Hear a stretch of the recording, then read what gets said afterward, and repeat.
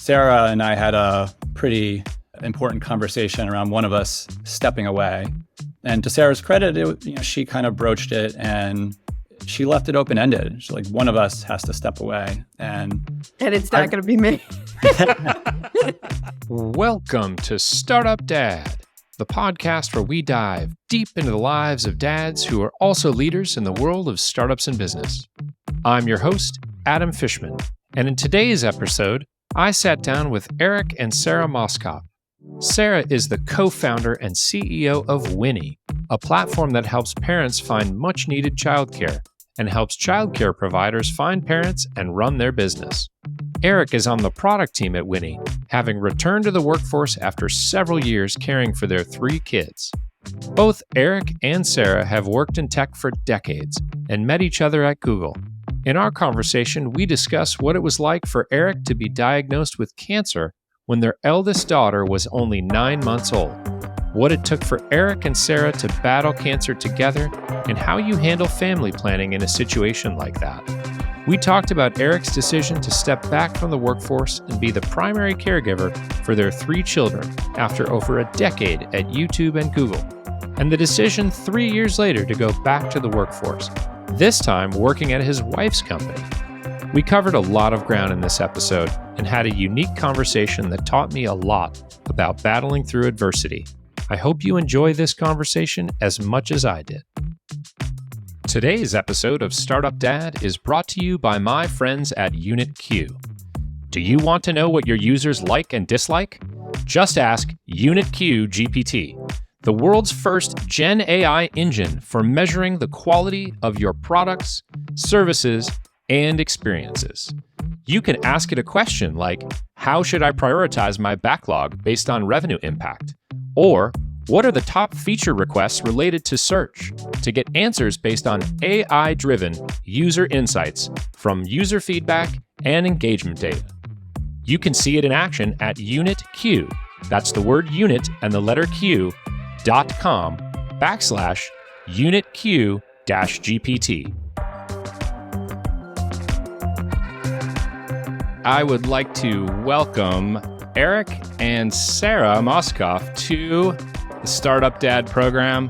It is a pleasure to have both of you here today. Thank you for joining me in a rare couples edition of Startup Dad. Thanks for having us. My first dad podcast, so I'm very excited. Mine as well. This is why I do this, because there are not very many dad podcasts out there. Well, let's jump right in. I'm very curious to hear more about your background. So both of you currently work in tech. Has that been a thing for your whole adult lives? Tell me a little bit about your origin story in the professional world. Well, Eric's story starts way before mine because he's, my elder, which I love to make fun of him for. But yeah, I think both of us started our careers in tech. I actually started working at Google right out of college, and that's where I met Eric. But Eric had been in the workforce for a couple startups as a software engineer prior to joining Google. So he was like the, older, more successful guy. But we ended up meeting at Google, and we were both in a role that was, at the time, a cross between a product manager and sales. I don't even know if the organization still exists within Google because it was a little bit redundant, but it was like a job for people that, had a technical background. All right. And Eric, you're the elder statesman. What were you doing before you got to Google? If I go to the Wayback Time machine, my first job getting paid for anything when I was 16 years old was being a golf caddy at a country club in New Jersey. Great job. And got to meet Phil Simms and some of the different sports celebrities. It was all kind of downhill from there. I pivoted to tech, ended up coming out to Silicon Valley in 2001, like Sara mentioned, working for a couple startups as a software engineer my first 5 years, and got poached by Google. And I think a couple weeks into my job on the Google video team, Eric Schmidt pulled us into a room and said, we bought this company. It's called YouTube. You're all going to San Bruno. It was just kind of a rocket ship from there, helping this 75-person startup that just got bought by one of the biggest tech companies go from zero to where it is today. And in the process, met the love of my life. All right. That's a wonderful story. Yeah, I think that YouTube acquisition is probably going to go down as one of the biggest acquisitions, best acquisitions of all time. So cool that you got to work on it at such an early stage. So you mentioned New Jersey, which most people don't go to by choice. I could say this as someone who is also married to someone who is from New Jersey. So tell me, both of you, about life growing up. I think you're both from the East Coast, if I'm not mistaken, but where are you from originally? What was family life like growing up? Well, I'm from the better state of Pennsylvania, from the Philadelphia area. And yeah, I grew up right outside of Philadelphia, went to Lower Merion High School, same high school as Kobe Bryant, still the most famous thing I'll ever do. And I had a good life. Yeah, I can't say I like struggled from homelessness and pulled myself up from the bootstraps. I had and have great parents, and they cared a lot about me. And I, hope to be like even a quarter as good as them as parents to my kids. But I feel like, I can't complain about anything in my childhood, especially compared to what kids these days have to deal with, which is like billion times worse. Yeah. And I think, Eric can speak about his childhood, but I think he had, similarly to really loving, nurturing parents and, kind of grew up in an environment that was conducive to him, getting to where he's at today. Yeah. So Eric, tell me about your family growing up. I grew up in a small Jewish family in North New Jersey, which is important distinction if you know people from New Jersey. Yep. And I had a younger sister who was my playmate growing up, 4 years younger than me. And as a family, I'd say one of the more memorable things was going on ski trips all over New England. My parents had a pretty strong work ethic, which I think was formative and some traits I ended up developing. But they also had an emphasis on life balance. Like, for example, I remember they had date nights and we'd have a babysitter, and that was something I remember and I think instilled in me when I became a parent, kind of that work-life balance being something that's important. I also saw they had hobbies like playing golf or doing yoga. As a kid, I played way too many video games instead of reading books. Same. I was into puzzles of every kind, eventually discovered programming my junior year of high school, more as a way to get out of Spanish, but ended up loving it and pursuing that for my career. Awesome. So you mentioned both of you have pretty sort of stable family life growing up. What did your parents do for work? What were their careers like? So my dad still is a lawyer. If you need I'm married to one. Or a will, any estate planning needs, he can help you out. My mom, actually, she was a stay-at-home mom for when I was growing up. And then when I was in middle school, I think, she went back to school and got a master's in library science and then became a librarian. So basically, when I was going to high school, she was going to high school, working in a high school library, my high school library for my high school. And then she got a different job when I left. But I think that was actually really inspiring for me. I saw that your career and your learning never end. I saw that she wanted better for herself and her family and wanted to, provide an income and have a life outside of just raising kids. And I think that was also now looking at the time, I was what is she doing? She's going to classes at night. This is annoying. I don't have a driver. But now looking back on it, I feel like that was formative for me, seeing that, I wasn't everything. I wasn't the total center of her universe. She had a life outside of me, like Eric said, and kind of saw her invest in herself and her career.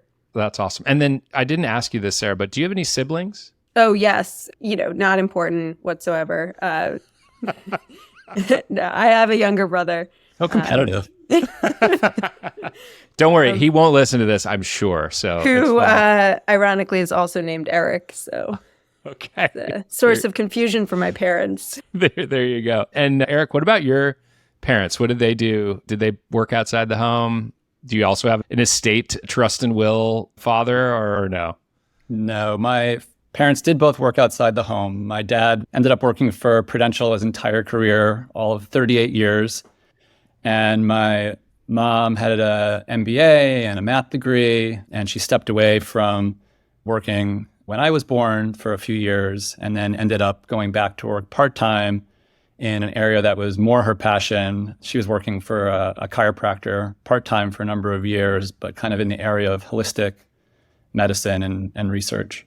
That's great. You both have some very accomplished parents. This is nice. Do you get a lot of advice on like your will or your estate or anything like that from your dad, Sara? I actually ask him for like a ton of legal advice for Winnie, my company, because he's free. And like, I'll just ask him, like, can you review this contract? And he's like, Sara, like, I don't do this. But I'm like, no, you can do it. Like, it's fine. Like, I'll take your work over like paying, my lawyer $500 an hour. Sure. So yeah, I have him do like all our legal work. Like, doesn't matter what domain it's in, he's doing it. That's amazing. You figure like risk reward, right? Free work from dad, probably still better at 80% than. Yeah, I mean, like we have like a really elite law firm that does like all our official paperwork and fundraising, but like the small things, sure, it's really nice to have like an attorney on call that is free. Okay. Well, we're going to come back to this a little bit later, but you mentioned, Sara, your company. So you are the co-founder and CEO of Winnie, which I will introduce separately from this. And Eric, you now work there. Is that right? That's right. A year and a half in. Okay, cool. Well, we're going to hold on to that thought and come back to it because I want to go all the way back to this fateful meeting at Google. So how did the two of you come together? Were you working on the same project? Just bumped into each other at one of the million cafeterias one day? I think the first time we really hung out in a non-work context was actually watching the Phillies in the World Series in, I guess it was 2008. They won the World Series that year. But that was kind of when I started to get to know Eric as like a friend. And it actually took a while until we started dating. But I feel like that was a very memorable kind of, I was also very excited about the Phillies. So he had good timing. If they would have lost, I don't know if I would have been as happy to meet him. But I kind of felt like, oh my God, he's the guy that's going to, break the Philly sports curse. And he has, then the Eagles won a Super Bowl. It's been good. Now I know the underlying reason why the two of you are really together. This is amazing. All comes back to Philadelphia sports. Yeah. But at least, Eric, you got like a taste of what life was going to be like early on, right? That's right. Yeah. It's not too much different from that now. Instead of a bar, it's our living room, but I feel like they're still on. Yeah. A little harder to take the kids to a bar these days, but I'm there too. So speaking of which, it's a good transition. You have 3 kids, if I'm not mistaken. So tell me a little bit about your kids. How old are they? What are their names? What's something fun about them? The funny thing is, if you ask like Eric about our kids, like how many we have in their ages, he always starts from our youngest and works up. And I always say the oldest and work down. So we have an 8, 5, and 3-year-old. 8-year-old is Bryn. She's a girl. 5-year-old is Aubrey. She's also a girl. And the 3-year-old is Ryan. He is a boy. But Eric will tell in reverse. Yeah, why do you tell it in reverse, Eric? Is that because you get boy first, or is that just some other quirk? I feel like the oldest child gets the most attention and just deserves to be more balanced. I love that. I feel like I want to, whenever I say like the 3-year-old, people are like, oh my God, you're in the thick of it. That's so stressful. But if I'm like, I have an 8-year-old, they're like, okay, awesome. Like, that sounds fun. Yeah. And like, I hate like the reactions of like, oh my God, it must be so hard. Like you're so in the thick of it. Like, it's just like, it stresses me out more because I'm like, it's not that bad. So I always start with like 8 and then that's like what they hear. That's what they take away. And I'm like, oh yeah. And I have a little guy too. He's 3. But like, it's really not that bad. And I do feel like we've reached kind of a new, I'm sure it gets even better with your age kids, but like, it does feel like we've reached sort of a new phase, having 2 of our kids like in elementary school and pretty like self-sufficient. And our 3-year-old is like, he is not that bad. Yeah. He's pretty mature for a 3.5-year-old. So I just don't like to like hear those like, oh my God, you have your hands full kind of reactions. And I don't really know what people are hoping that they accomplish with that statement. Like maybe some empathy or something. I mean, I say it to other people, so like I'm just as bad. I'm just as guilty, but I really feel like it was, oh my God, how do you do it? And now it's like, okay, it's actually manageable. It's a lot of logistics and pretty stressful at times, but like it is possible. If I can like run a multi-million-dollar company, I can manage 3 kids. Yeah. And we'll get into that in a little bit.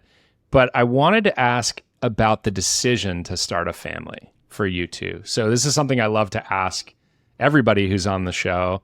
And I'm just curious to hear about that. So you met each other, got married, and at some point there was a conversation about having kids, starting a family. What was that conversation like, or that sort of decision-making process?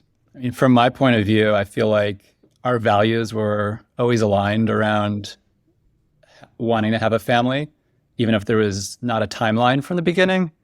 So for me, the process was waiting for Sara to be excited about that. I think you were 26 or so when we got married. Yeah. So giving her the time to feel like it was right for her. I wasn't in a rush, and I knew that it was going to be best when we were both ready. Awesome. And Sara, how long did it take you to come around? So I was 24 when we started dating, and Eric is, I guess, 6.5 years older than me. So I think it was like a lot of his friends, even when we started dating, like already had kids, or it was like on their radar if his friends' wives were like the same age, like in their early 30s. Whereas for me, like 24, it's just wasn't even on my radar, especially living in the Bay Area. Like no one has kids in their 20s. Correct. So then, we got married when I was 26, and it was never a question, would I have kids one day? But it just still wasn't like on my radar as a thing we were going to do right away. And Eric like wasn't in any rush either, it seemed. But I think like when I turned 29 is like it all of a sudden I was like, oh my God, I have to have kids. I literally had a list of goals that I created, I guess, when I graduated college. And one of them was like have a baby by 30.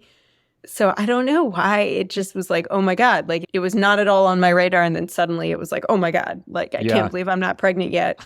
How is this taking so long? It's like a month. But so when I was 30, Bryn was born. Wow. Got pregnant when I was 29. Yeah. Check that box from the list. Yeah. Way to go. And did the two of you always know 3 kids was the ideal? No, absolutely not. Yeah. We're both from families with just 2 kids. Yeah. So I felt like I was the one pushing for it. Our second child was not even a year old. And like Sara mentioned, I'm 6.5 years older than her. My dad was significantly older than me. I think he was 43 when I was born. And I saw when I got older, he wasn't able to keep up as much. And I didn't want to be in the same position. And even though I didn't know I always wanted to have 3 kids, I knew I wanted to have a bigger family. I didn't have a lot of extended family, grandparents, aunts, uncles growing up. And I just felt like that was something I wanted for myself and my kids. Yeah, that's great. And then I imagine there's some chaos, but probably all of the kids are, somewhat good to each other at various points of the day. Yeah, any 2 of them always get along really well. But there's always one that is not happy, and it always changes. Yeah, I also think we were a little bit tricked because our second daughter was a really easy baby, and it was such a transition going from 0 to 1 kid. Like, I still feel like that's the hardest transition. And we had such a hard time with it too. Like, then Eric had cancer. It was just such a hard first year and second year. And I definitely didn't just take to motherhood. It was like, so I just feel like that transition was so hard that when we then had our second daughter, it just felt like, oh my God, this is like not that much hard. Like this was so easy compared to the first one where like he's dying, I'm depressed, like everything's a mess. Then the second one was like, oh wow, it's like cute little baby and she just is so easy and we don't even have to worry about her. And life just kind of continued on the same track. And we didn't wait very long to have that third. Like our second and third are less than 2 years apart. So we were kind of fooled by like, okay, this was really easy. What's one more? Like, we might as well. It's now or never. Eric's getting older. Like, we want to do it now. Yeah. And we were like completely fooled. But now it's great. And I'm happy we did it. But it was definitely not as easy as I thought it was going to be. Yeah, you're a little bit out of the fog of war now, I guess. So this is good. So you mentioned something, Sara. You mentioned Eric had cancer. You just sort of like casually dropped that one in there, which is a topic that I wanted to talk about. And this is a good point, I think, to talk about it. So, Eric, you got cancer at a pretty young age when you had a very young daughter.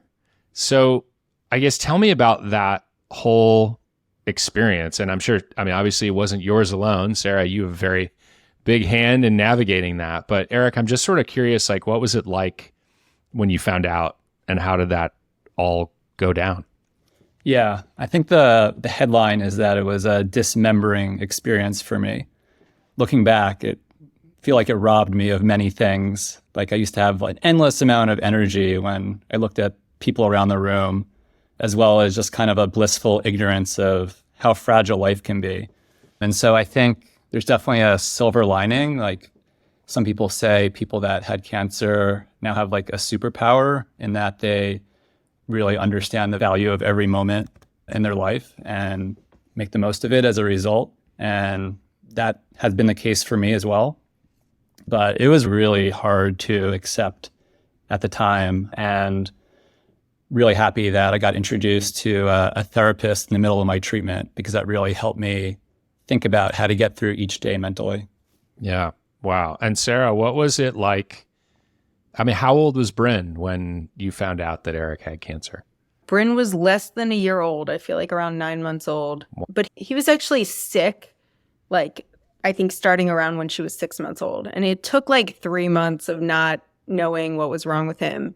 And it just kept getting worse and worse. And there was like more and more doctors that didn't know and gave him different antibiotics. And so it was not like, okay, he was living his life fine and then the next day he had cancer. Like the diagnosis felt like that, but it was already like really impacting our lives because we didn't know what was wrong with him. And like it was starting to become like, okay, I need to like take time to focus on this, because it's like trying to navigate the medical system when someone's getting sicker and you don't know what's wrong with them, like, is a full-time job.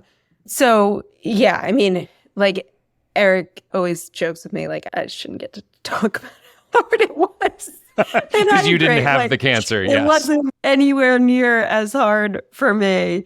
I did not have cancer, but I do feel like I had the same realization about life and how fragile it is. And also, like, I get to reap some of those same benefits of, like, now really nothing phases me. We've had so many ups and downs with Winnie, ups and downs with our kids, and like all of them feel really minor. Like even COVID was like, okay, so we have to be locked in our house for 2 years, and like, yeah, that's fine.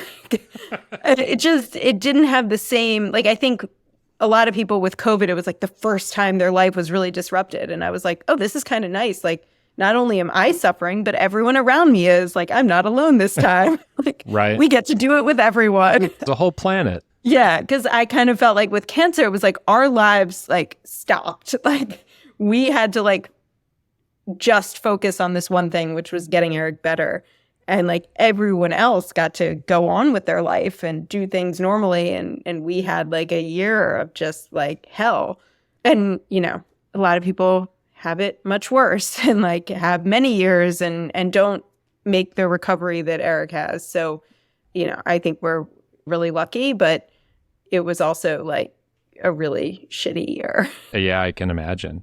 If somebody's listening to this who maybe is going through a similar thing where they've just gotten some serious diagnosis, or maybe they have a loved one that has cancer, maybe it's a spouse or something like that. When you look back on this, and obviously Eric emerged successfully on the other side, but like you had a young kid, you probably felt like you weren't done having a family.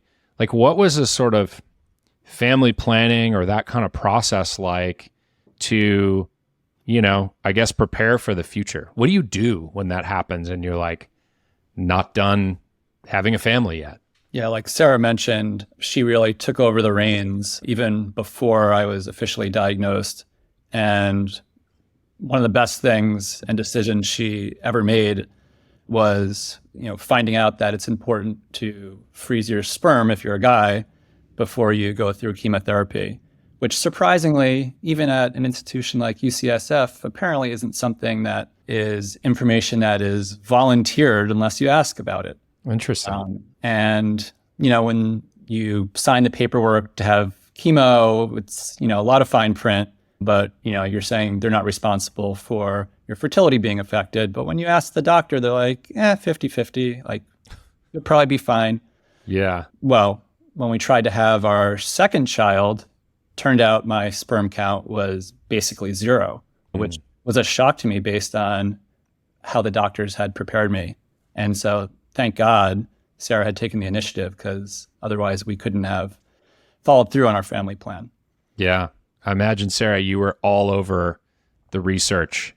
I could just think about what my wife would do in that situation. I was really focused on like Eric just getting treatment. And I really wasn't thinking about like having more kids. I mean, I was overwhelmed with the one I had. It was actually like a friend who suggested it to me and then kind of gave me the information of like, here's the clinic at UCSF. You can actually just call them, because it's actually like if you're going through fertility struggles, it can be very challenging to get an appointment. It can take many months. But if you are about to go through cancer treatment, like any fertility clinic will fast track you, which is an important thing to know, because I was kind of overwhelmed by like, well, how am I even going to get in and get an appointment? Because he was set to start chemo immediately. Like there was no, sometimes with other forms of cancer, they need to do surgery first or other treatments. Like this was not the case here.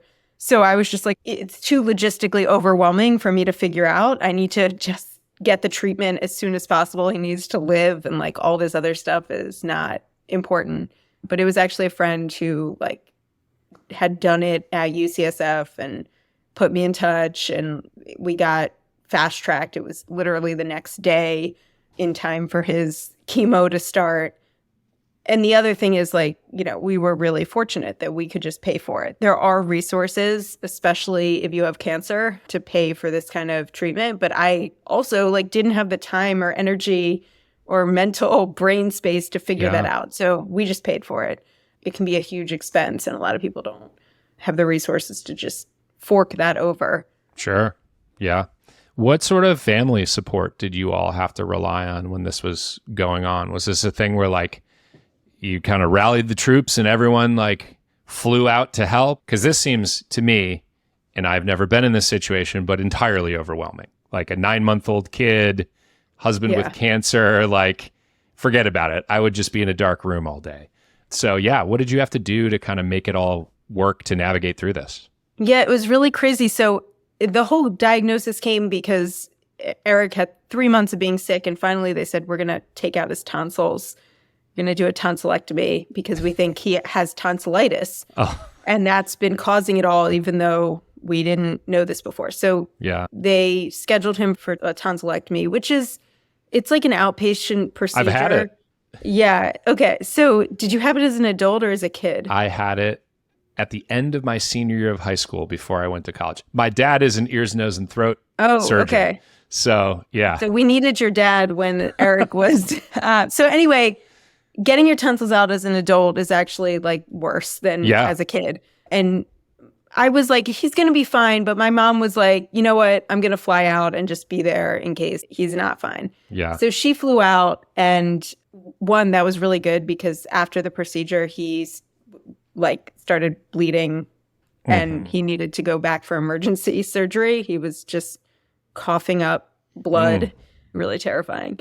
Yeah. The timing was pretty bad too. I think I received a note, not a phone call or a personal email, but like a note from the pathology department of Sutter Health that there were indications of lymphoma in my pathology from the tonsillectomy. Oh, like, no. What is lymphoma? And then, I mean, we looked it up and we were just both in tears. Sara called my mom and told her. And a few hours later, I was brushing my teeth, getting ready to go to bed, and the sutures opened up. Oh, that is rough. Very rough. So anyway, it was good my mom was there because he had to get rushed to the ER, and I had this baby at home.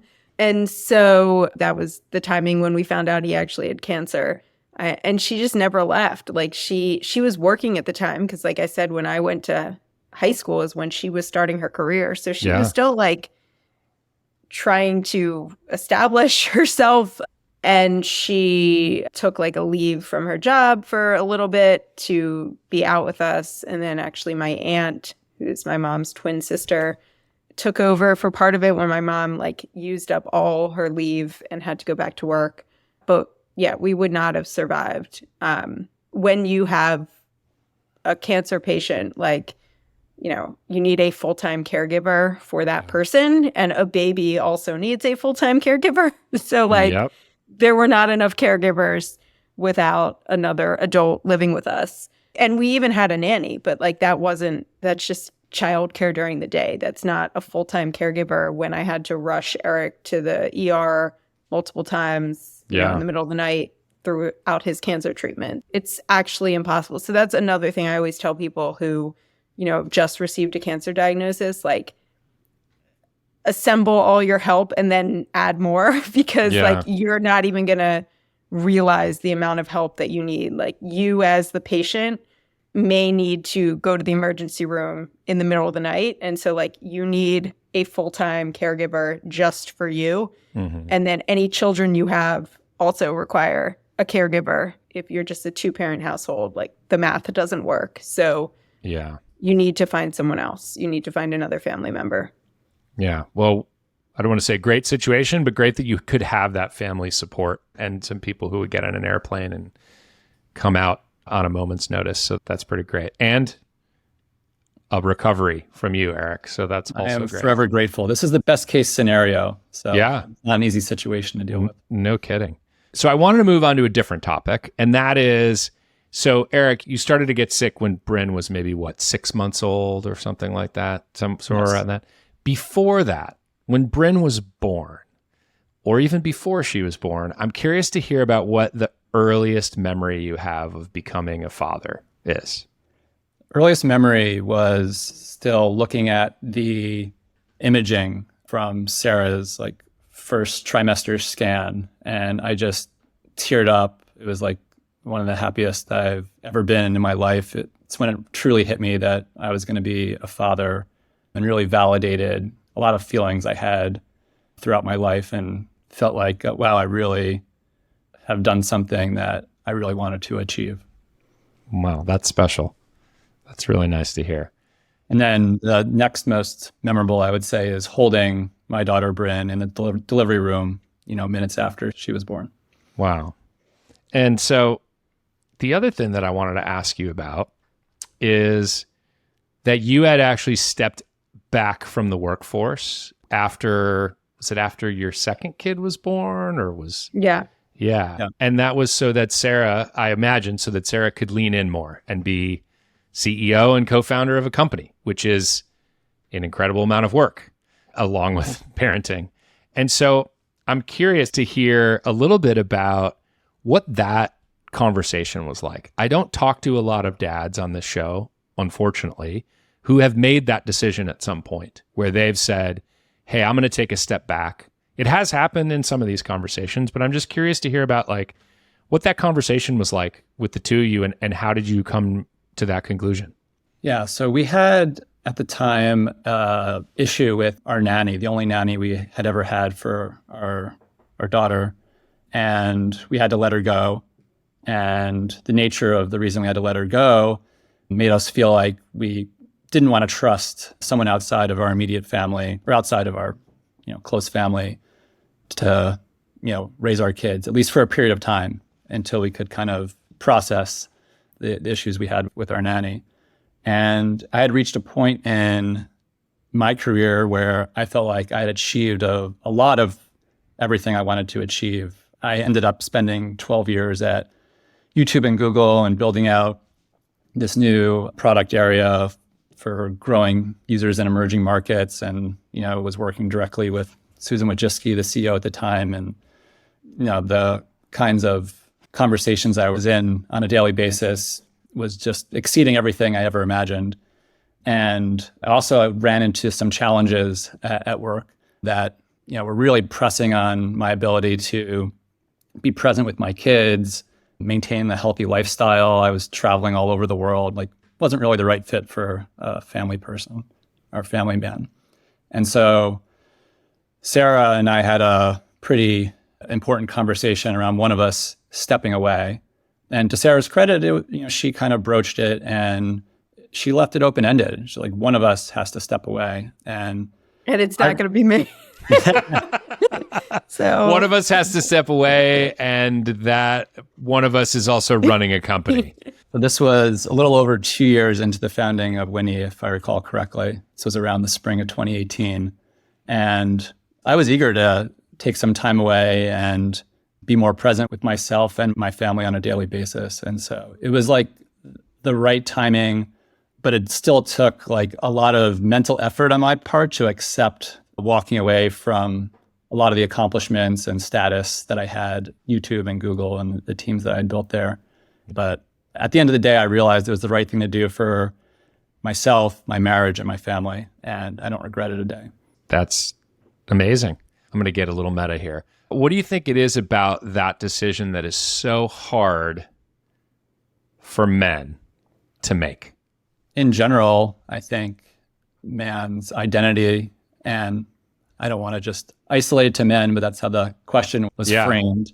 Ideally, I'd frame it as driven, successful people. But, stereotypically, a man's identity is wrapped up in their professional success.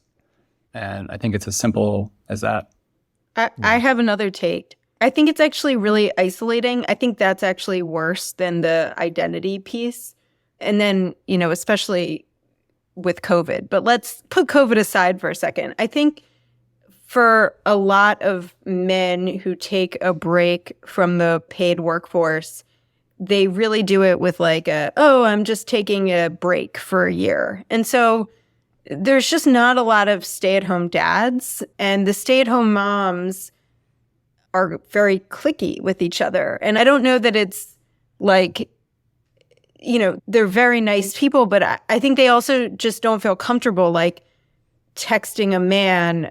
I see the conversations I have with other moms now about my kids, and it's would I feel comfortable texting their husband? Probably not. That would be weird. They might find that inappropriate. So I don't text the dads unless the wife is on the thread, the exception of the one single dad that my daughter is friends with, the daughter.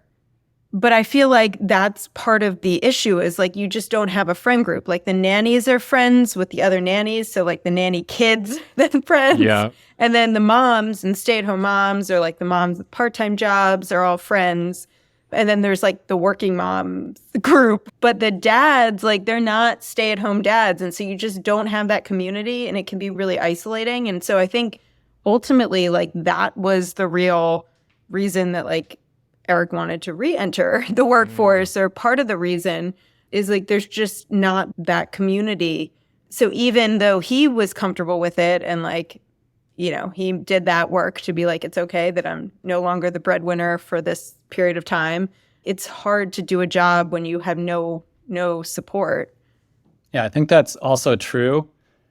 But you might be giving men too much credit to say that they're aware of that before they make the decision to step away. I think, in my case at least, that's something I didn't realize until I'd already made the decision and learned the hard way. Right. I think that was maybe not a factor in the decision, but a factor in why after 3 years or however long it was, Yeah, I didn't grow up back. imagining myself being a stay-at-home parent. That was never something that entered my mind, which might be different just because of what girls are exposed to contextually growing up on it. But I think he actually enjoyed being a stay-at-home parent. I think he would have done it for longer, except that once it started being beyond like the infant classes, there was a lack of community. Yeah. There's a lack of like camaraderie. And I think stay-at-home parents or, part-time working parents, they have like coworkers. It's the other stay-at-home parents. And like if you don't have that, whether it's from your job as a parent or from your job at work or from a combination of both, it's just really hard to continue. And I think now, it's also possibly easier to form connections with other parents having a job and career. Like that's my guess. There's just more to talk about, more areas of commonality and interest. Yeah. So I wanted to talk about the transition back to work, not only back to the workforce, but also working together, the two of you at the same company, which is sort of doubly interesting to me. And so I'm curious, Eric, you mentioned you've been back for like a year and a half now. Your son was like about 2 or a little bit under 2 or so when that decision was made. So what was that conversation like to say like, one, I need to go back or I want to go back, and then also about working together? How did that come about? I was resistant to going back when Sara brought it up probably 6 months before I decided I really wanted to go back. I think I was just dead set on doing everything I could for my family, helping raise the kids so Sara could focus on work. And going back to something I said earlier, I think that it's important to be present as a parent. And I no longer felt like I could be present because I wasn't getting everything I needed mentally and emotionally just from focusing on the kids. It had been 3.5 years. It ended up being 4 years before I re-entered the workforce. And my brain was just stagnating after having had a 17-year career. I no longer really knew who I was anymore. It was kind of confusing. And so Sara planted the seed, and then like many things I decide to do, as soon as I decide I want to do it, I just go all in. And so when I shared with Sara, I was really eager to go back to work. Her first idea was come work for Winnie. Always be recruiting. Day one meeting Sara, like she always wanted to work together. Might have even had the idea of like us doing a startup together a couple times, which I don't think I latched on to in the beginning. But yeah, I went back part-time initially and full-time this past September. Awesome. Sara, what was the interview process like for hiring Eric to come work at Winnie? Yeah, so he doesn't report to me, and I actually didn't interview him. Like it was there might be more layers than when I was at Google. Yeah, there were a lot of we're separating as much as possible here. Org structure stuff. But like it was really important like to the team that he was interviewed. Like I knew he was amazing. I was like, guys, you don't need to interview him. Like he's so good. But anyway, the team was like very skeptical. And I was like, okay, like do your interview process. I'm not going to be part of it. Like you're all going to make a decision, give the normal interview process. And like the people were really skeptical before meeting him. And then literally after like the one round of interviews, people were like, oh my God, like, he's amazing. Like I was so skeptical. Like I didn't know how it would work. And like, then we talked to him and like, we have to hire him immediately. So, I mean, I think that's just a good lesson. Like, people will form judgments and opinions, and often they just need to give these ideas a chance.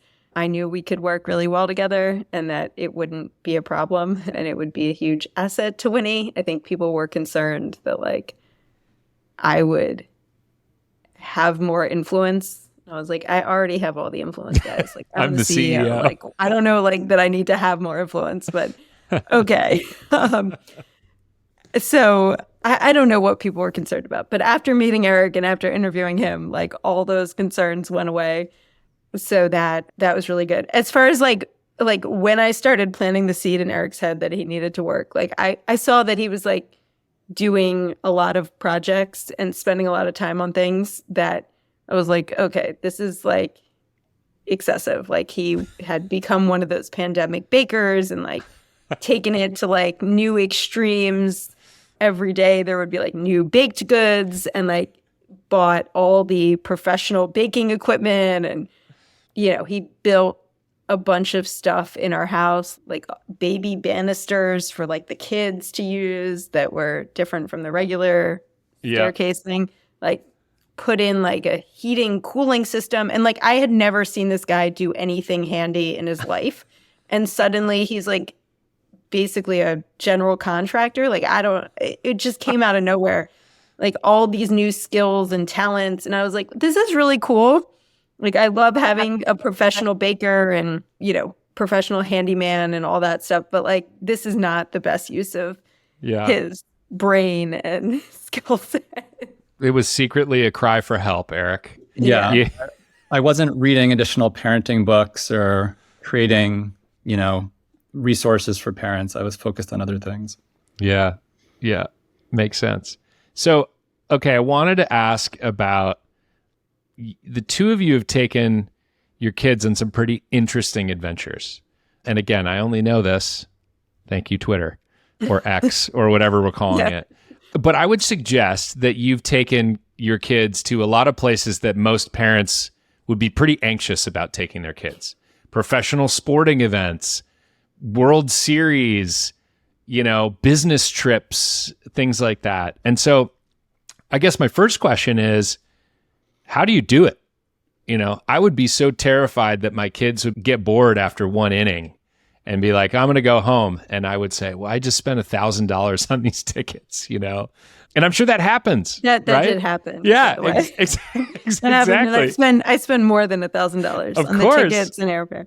So so I guess like, how do you do it? Why is it important to you in the first place, I think, to take your kids on these things? And then, how do you make that work without, I guess, getting frustrated when the kids want to go to the bathroom 100 times or want to leave after the second inning or whatever? How do you navigate that stuff? No, I do get very frustrated.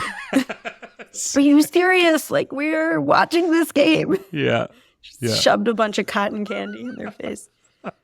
I don't know that we're that adventurous. I think part of it is like the desire to like do things we enjoy doing, with the sports and like taking my girls to the World Series and like taking them to, took them to Giants games, Warriors games. Like it's because we're really interested in that. And I think, parenting doesn't just have to be like you suffer through all the stuff that your kids want to do. Like we do a lot for our kids and a lot of things that they want to do that we don't necessarily want to do. And I think, we've found ways to make these things enjoyable for them too, so that it's not like we're not taking them to like miserable places. A baseball game is like a reasonable thing for a kid to learn to enjoy. But I feel like, it all boils down to childcare. And like, if we don't, include our kids in some of these activities, we wouldn't be able to do it as much because it is really hard to find childcare. So it's in many cases like only possible to do things that we want to do by involving our kids. And Eric, how many of these adventures have you been on? I've been on a number of them. I think the earliest one I can remember is taking our daughter Bryn when she was 2 years old to Eagles game in Seattle. Oh yeah, Seahawks game where they played the Eagles. We lasted maybe one quarter of football after. But we went on the field before the beginning of the game, which was nice. Wow. Yeah, we got a lot of photos on the field. That's cool. It was very loud. Yeah. Seahawks. But I would just acknowledge what Sara said, that I think it's important to do things that everyone in the family can enjoy. And it's important for the parents to enjoy what they're doing because that puts them in the right state of mind to be most present and engaging with their kids. You can just always do what the kid wants to do, but I don't know. I'm a very patient guy, but eventually it wears on me too. Like we can only go to like jumpy, bouncy houses like so many times before we can't take it anymore. Yes, I agree. And you've probably been to them all many times with 3 kids, birthday parties and all of the sorts. So what has been the most fun of these kind of like sporting adventures or concerts or things where you've taken one or more of your kids? Which one like really sticks in your mind as like, God, that was super memorable, either because it was terrible or because it was wonderful? I mean, I have really good memories of taking my two daughters to the World Series, and Eric and Ryan stayed at home. And this was not this past World Series, but the one before that the Phillies were actually in. Yes, I'm sorry for your loss. Yes, but they won the game that we attended in Houston. And it's always fun. Like they say when you have three kids, like two kids is like no kids. Like, so anytime I'm with like less than all three, and I get, ideal is one-on-one, but I'll take 2-on-1. It's just, you see a whole different side of them. And I felt like taking that solo trip or like that, I was the only parent. Like it was a bonding experience for us. Like I see my older one like really help out with the younger one. I see the younger one like step up and kind of hang with us. So I really enjoy opportunities that are like, I love family time, but like it's nice to have opportunities that are partial family experiences with just one kid or two kids. Yeah. What about you, Eric? You didn't go to the World Series, but... I did not make it to the World Series, but more recently we went on a business trip with Sara to, of all places, Hawaii. So Sara was occupied for the majority of the day, and I got to spend that with the kids in a new environment, which I think always brings out memorable experiences. And thankfully, I had the help of a babysitter that worked with the hotel just to be able to help with the kids I wasn't giving direct attention to. When you have three, kind of need some help like that if you really want to have some quality time. And so I made some really memorable moments with my son, Ryan, who's 3.5, in the swimming pool, coming up with these imaginary games that we've now continued to expand upon at home outside of a swimming pool. But that really created like the opportunity to have those new moments and experiences and bonding by, taking our family to a new environment. And without Sara present because she was at work, it kind of forced me into those one-on-one experiences, which was perfect. Pretty awesome. And not a bad place to be outnumbered by your children, Hawaii. No, good choice for a business trip. Love that. I'm going to have to see if I can find myself a business trip to Hawaii sometime soon. Okay, I just have a few more questions, and then I want to get to my favorite part, which is rapid fire. So I think one question that I have is, and I've alluded to this a few times, that I feel like I know a decent amount about you both because of social media, right? I follow Sara on Twitter. Sara, you post a lot on Twitter. I think it's a big part of, your personality as CEO and talking about all the things that you talk about related to your families. And I love your Friday childcare updates. I read them every week. I usually learn something new. So I'm very curious, a lot of parents get really nervous about living their lives. I won't say living their lives online, but being online a lot and talking about their kids online and stuff like that. And there's a whole kind of spectrum of feelings about that.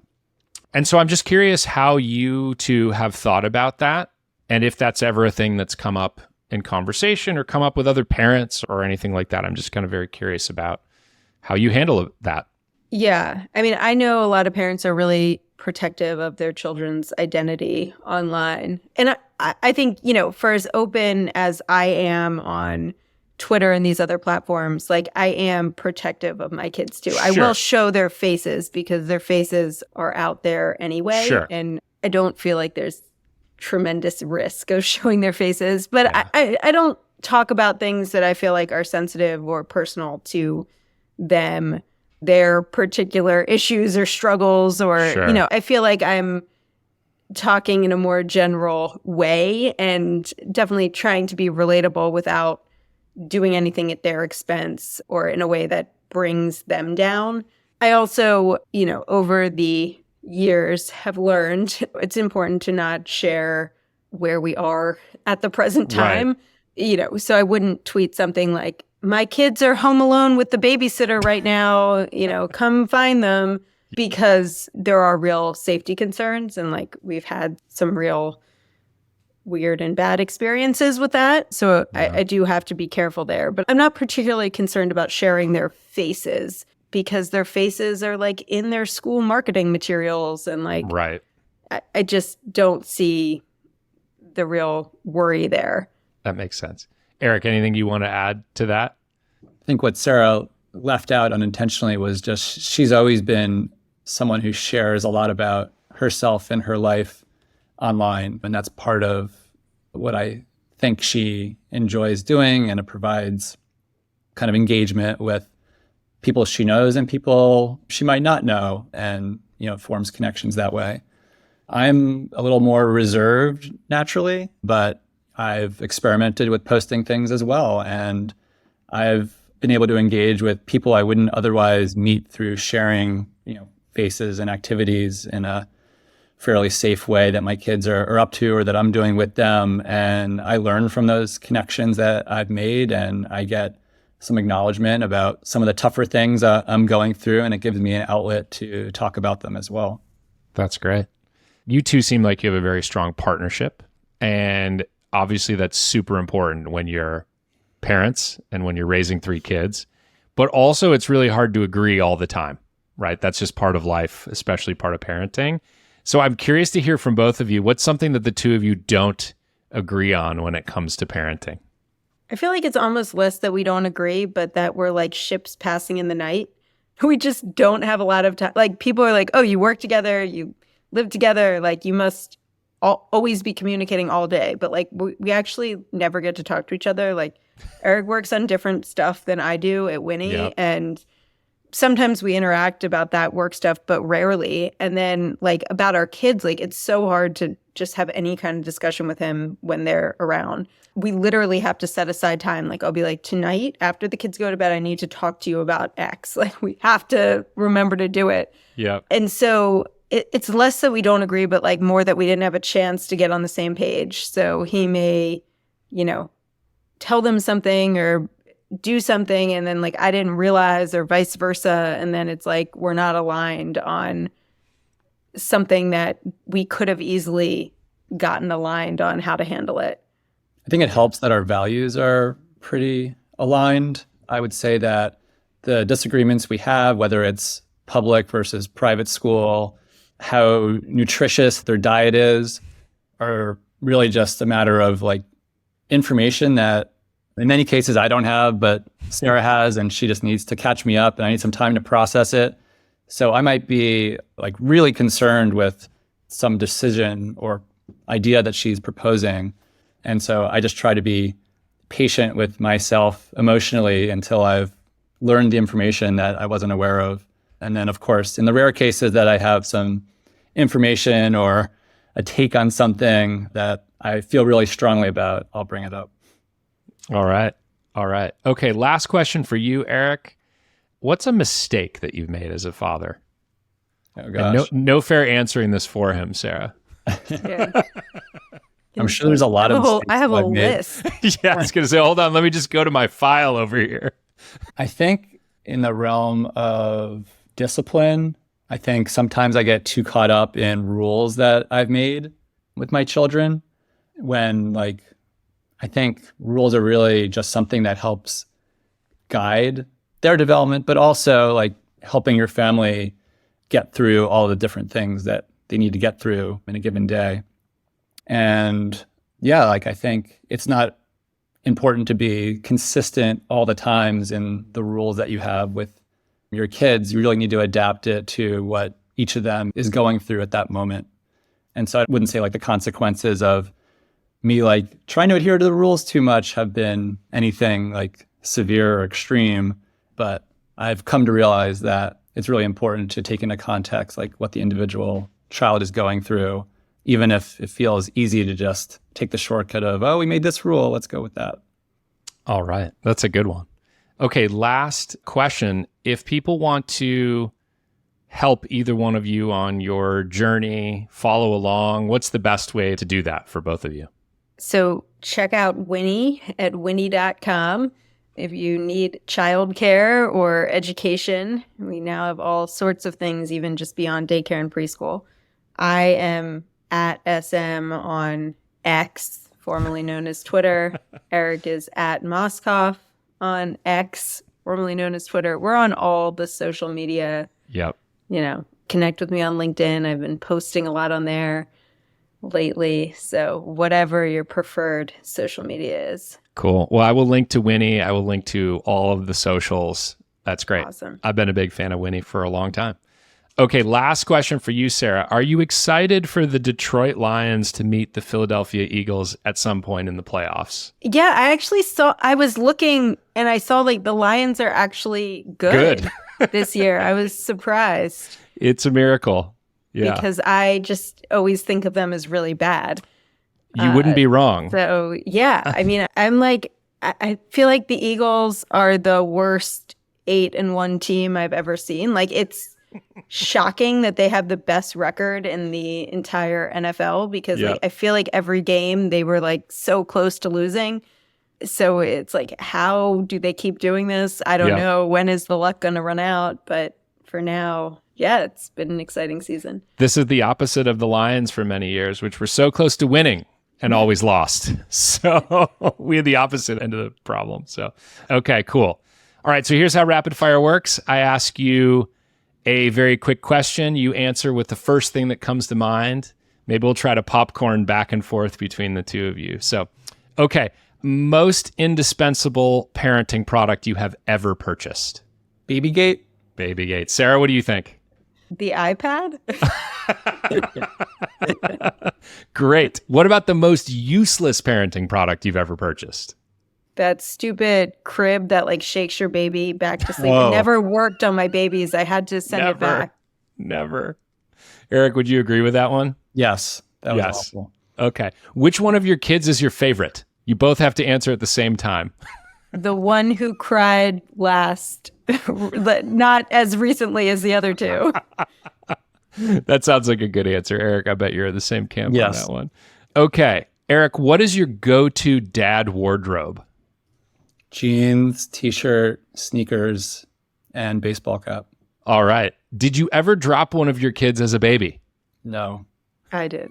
She went Okay. to the emergency room, but you always do it with the first child and then never since. Yes, of course. What has been the favorite ages for your kids? 3, 5, and 8. 8, definitely 8. Definitely 8. What is the least favorite age for your 1. kids? What? Eric didn't even let me finish. Yeah, one or two. Yep. Okay. Screen time. Good, bad, indifferent? I think it's good in moderation. Very good. Love it.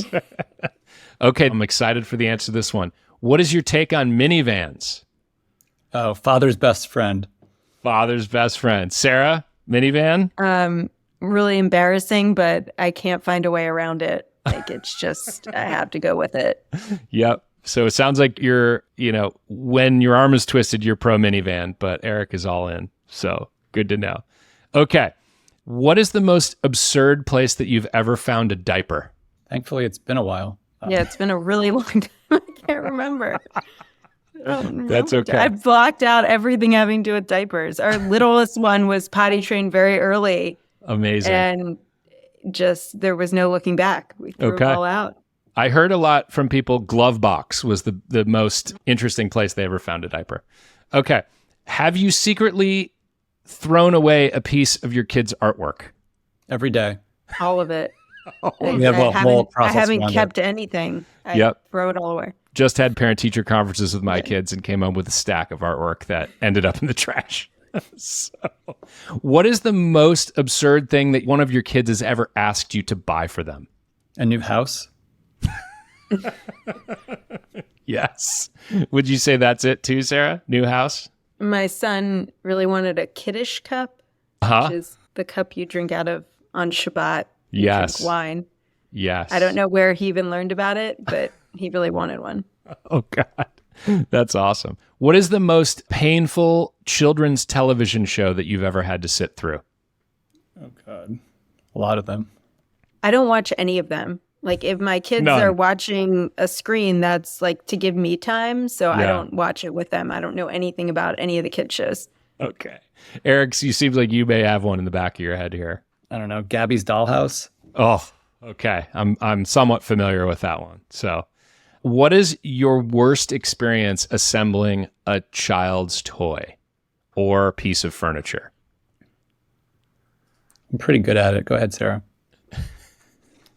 I think like the swing set we bought during COVID was like a lot of work to watch Eric assemble it for like, I was like, wow, I just signed myself up for like days of childcare because like gave him a whole swing set to put together.